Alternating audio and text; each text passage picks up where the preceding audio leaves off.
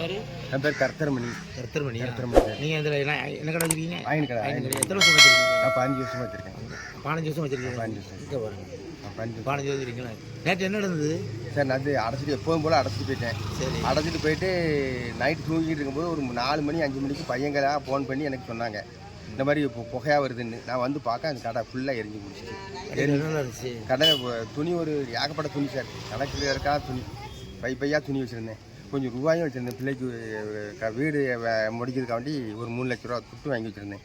அப்புறம் என்னோட துட்டும் வச்சுருந்தேன். அதில் எல்லாம் சேர்ந்து எல்லாம் எரிஞ்சு போச்சு, கம்ப்ளீட்டாக எரிஞ்சு போச்சு. வேறு என்ன இருந்துச்சு? வேறு பொருட்கள் பாக்ஸ் ஒரு 4 அயன் பாக்ஸ் ஆனால் எரிஞ்சு கிடக்கு. வேறு ஃபேனு 2-3 ஃபேனு, பத்திரம், வீட்டு பத்திரம்.